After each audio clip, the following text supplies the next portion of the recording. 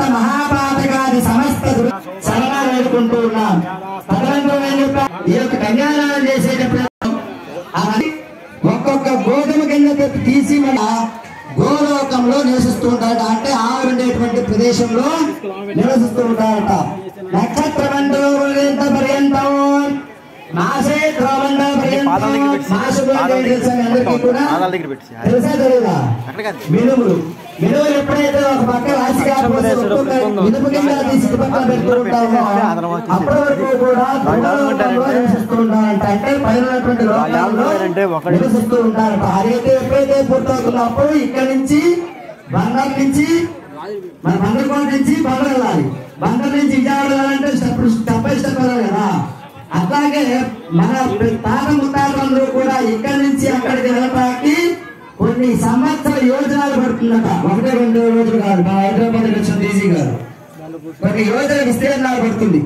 అటువంటి తాత ముత్తాతలందరూ కూడా చక్కనైనటువంటి వైకుంఠ ప్రాప్తి కలగాలి అంటే ఇటువంటి కన్యాదాన కార్యక్రమంలో మనందరము కూడా పాల్గొనాలి. కన్యాదానం అంటే చాలా పరమ పవిత్రమైనటువంటిది. అటువంటి కన్యాదానంలో చక్కనైనటువంటి మంత్రాలన్నీ కూడా చెప్పడం జరిగింది. అవన్నీ కూడా మనం ఏమైనా ఇంద్రాది అష్టదిక్పాలకు తూర్పు దిక్క మొదలుపెట్టి ఇంద్రుడు దగ్గర నుంచి మొత్తం పరివార దేవతలందరూ కూడా వచ్చి చూస్తూ ఉంటారట. స్వామివారి కళ్యాణానికి జయం జరుగుతుందో ఇబ్బంది ఉందా అని.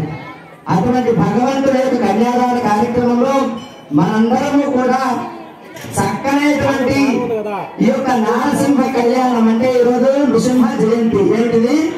ఈరోజు నృసింహ జయంతి. స్వాతి నక్షత్రం అంటే స్వామివారి యొక్క జన్మ నక్షత్రం ఏమిటి అంటే స్వాతి నక్షత్రం. ఈ రోజున స్వామివారి యొక్క కళ్యాణ కార్యక్రమం అత్యద్భుతంగా వైకానస ఆగమోక్త ప్రకారంగా అంటే తిరుపతిలో ఏ విధంగా అయితే మంత్రాలు చెప్తూ ఉంటారు అయ్యవారు మడికి ముందు కూర్చుని, ఆ విధమైనటువంటి వైకానస ఆగమోక్త ప్రకారంగా అశేష భక్త జనావళి మధ్య అంటే ఇంతమంది భక్తుల మధ్య బాణసంచా వేశారుగా సుముహూర్తమేలో షాట్లు వేశారు. అటువంటి బాణసంచాల మధ్య మరి మంగళవాయిద్యాల మధ్య స్వామివారి యొక్క కళ్యాణ కార్యక్రమం మనం నిర్వర్తించుకుంటూ ఉన్నాం. మొట్టమొదటిగా ఈ యొక్క కళ్యాణ కార్యక్రమం ప్రారంభించిన తర్వాత మనం ఈ కన్యాదాన కార్యక్రమం చేసుకున్న తర్వాత స్వామివారి ఆచార్యం అనేది మీరు మాంగళ్య ఆరాధన అనేటువంటిది యజ్ఞోపవీత ఆరాధన అనేటువంటి చేస్తున్నారు. ఏమిటి మాంగళ్య ఆరాధన? ఏది యజ్ఞోపవీత ఆరాధన అంటే స్త్రీయా జన్మనికి సౌభాగ్యత సిద్ధ్యర్థం అంటే ఈ జన్మకే కాకుండా మరలా వచ్చే జన్మకి సౌభాగ్యం కోసం ఆ లోకజనైనటువంటి లోకమాత అయినటువంటి శ్రీదేవి అమ్మవారికి భూదేవి అమ్మవారికి కూడా చక్కనటువంటి మాంగళ్య ఆరాధన కార్యక్రమం చేస్తున్నాం. మానవ వివాహంలో ఒక్కసారి పెళ్ళైన తర్వాత మళ్ళీ తాళి కట్టారు. ఎవరైనా కట్టారా? ఒక్కసారి కట్టిన మళ్ళీ ఇంకోసారి కట్టాక నమస్కారం ఉందంటారా? మీకు తెలిసినటువంటి పుస్తకాలు ఎక్కడైనా ఎవరికి కూడా లేదు.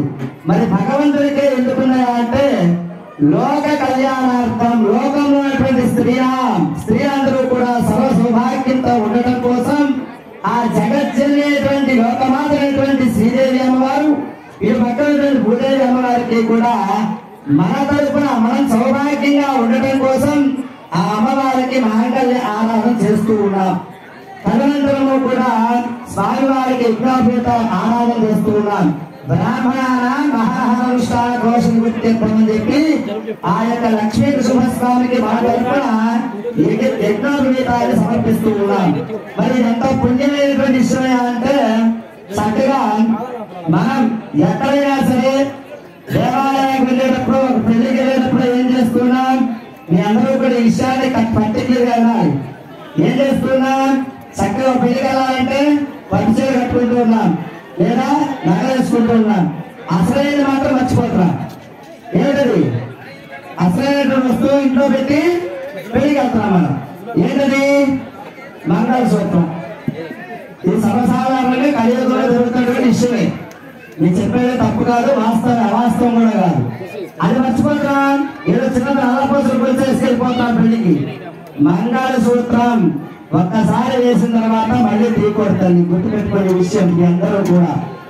మంగళసూత్రం ఒక్కసారి మెడలో పడిన తర్వాత దాన్ని మళ్ళీ తీసి కూలింగ్ గా ఉంటుంది ఫ్రిడ్జ్ లోనో, భద్రంగా ఉంటుంది బీరువాలోనో, లేకపోతే డబ్బు కావాల్సి వచ్చిన బ్యాంక్ లోనో పెట్టకూడదు ఎప్పుడు కూడా.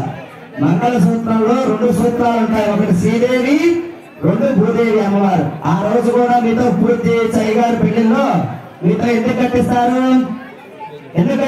మాంగళ్యం తంతురాలైన లోకరక్ష మహేంద్ర అని దేవుడు చెప్తారు. మాంగళ్యం తంతురాలైన మమ జీవ హేంద్ర అని మీతో తెప్పిస్తారంటే మీరు ఇద్దరు కూడా అన్య దాంపత్యానికి ఏంటంటే మాంగళ్యమే ప్రధానం. అంతేగాని మనం ఎంత పరిచయాలు కట్టుకున్నా, ఎన్ని ఆభరణాలు వేసుకున్నా, వడ్డానం పెట్టుకున్నా, ఇంకోటి పెట్టుకున్నా సరే మంగళ సూత్రాన్ని తీసి మాత్రం పక్కన పెట్టి వెళ్ళకూడదు. అది మనకి అసంభవం, అది పనికిరాదు. ఎప్పుడు కూడా దీన్ని గుర్తు పెట్టుకోవాలి ప్రజలందరూ కూడా. కనుక ఈ పరివారం ఏం చేస్తున్నారంటే మాంగళ్య ఆరాధన చేస్తున్నారు. మీ అందరూ కూడా నమస్కారం చేసుకోండి.